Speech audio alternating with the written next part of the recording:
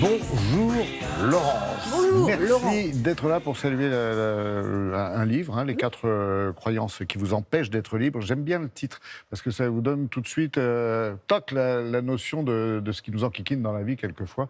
C'est un bouquin de Valérie Romanoff, c'est ça? Qui est hypnothérapeute et ses croyances, elles ont la vie dure. C'est elle qui forge en fait notre vie, qui forge nos itinéraires. Alors quand on Et vous sous dit... la contrainte un peu quelquefois finalement. Parfois sous la contrainte, parfois c'est beaucoup plus subtil, c'est instillé de façon inconsciente. Si je suis gentil et obéissant, je serai aimé.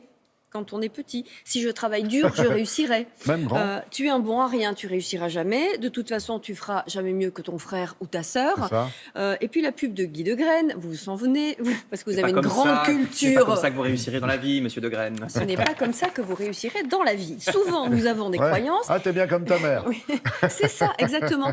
Croyances ou fausses croyances qui sont de vraies entraves à notre bonheur et à notre épanouissement. Pourquoi l'hypnose? Puisque Valérie Romanoff est hypnothérapeute, parce que... Nettoyage? Non, parce que c'est l'inconscient, les croyances. C'est ancré vraiment au fin On peut le fond penser sans le savoir. du cerveau. On n'est pas tout à fait conscient de nos croyances. Et chacun d'entre nous, vous allez voir, à table, dans le studio, est concerné par au moins l'une de ces 4 fausses croyances qu'elle relate dans son ouvrage. Se dire sans arrêt, c'est pas possible. Je ne suis pas capable. Je ne le mérite pas. Ou c'est de ma faute. Énormément de gens sont concernés par je ne au moins mérite 2. pas et c'est de ma faute. Au moins 2 qui dit mieux. L'hypnose fait appel à des images mentales et nous allons le comprendre avec une jeune fille qui a accepté que l'on filme sa consultation, Camille, en séance, qui va régler son clivage. Vous allez comprendre, elle est très douée et compétente et pourtant, elle a peur d'échouer dans ses études. Ok. Entrez, posez vos affaires où vous voulez. Aujourd'hui, je rentre en fac à la rentrée et mon obsession, c'est de me dire que je ne suis pas capable d'y arriver et que je vais forcément échouer. Je suis quelqu'un qui a vraiment peur de l'échec, qui a peut-être peu confiance en moi aussi. Quel pourrait être le danger d'être trop sûr de soi? Dans la vie de tous les jours, selon moi, être trop sûr de soi, ça apporte pas quelque chose de bon, en tout cas. D'accord. Est-ce que cette partie qui doute, elle a pris toute la place en fait par rapport à la partie qui a confiance en Ah elle? oui, grandement, oui. Parce que quand vous disiez tout à l'heure, quand vous faites de la Zumba, par exemple, Oui. là, vous avez confiance en vous.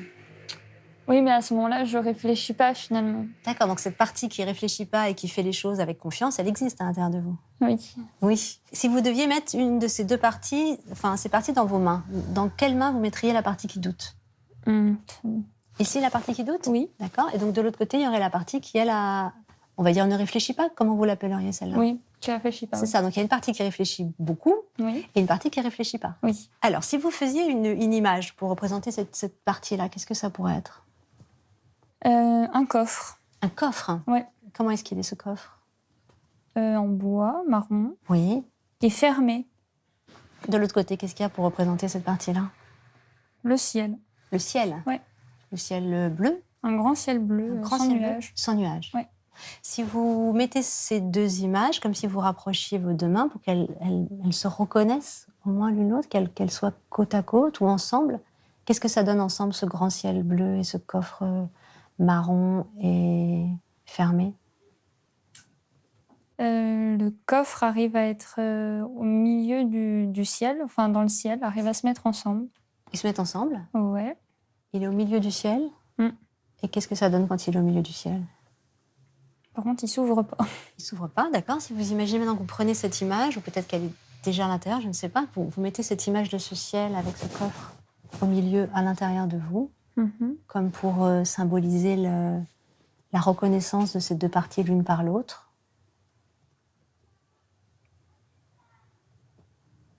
D'accord. Ouais, comment est-ce que vous vous sentez comme ça? Bien. Bien, d'accord, très bien. Dans la description de son mécanisme qu'elle a fait, il y a une partie qui existe, l'autre n'existe pas, elles se nient l'une l'autre. En fait, à partir du moment où les 2 parties se reconnaissent, ça va mettre en place à l'intérieur d'elle des mécanismes qui vont faire qu'elle aura plus besoin de faire disparaître une moitié d'elle-même dans différentes situations. Elle a le droit d'être entière, en fait. Si vous pensez maintenant à vos études donc de psychologie, c'est ça? Oui. Qu'est-ce que la première chose qui vous vient à l'esprit par rapport à ça? La motivation et de pouvoir aller jusqu'au bout pour y arriver. Ouais. Pouvoir aller jusqu'au bout pour y arriver. Ouais. Ok, très bien. Bon. Toutes les fausses croyances sont toxiques et on peut les démonter comme on vient de le voir. Exemple d'autres fausses croyances qui sabotent. Je m'empêche de réussir car on va me trouver prétentieux ou prétentieuse. Je vais faire de l'ombre à ma sœur. Mes parents voulaient que je fasse un autre métier plus valorisant, etc., etc. Ce sont des classiques et qui se dégoupillent par l'hypnose.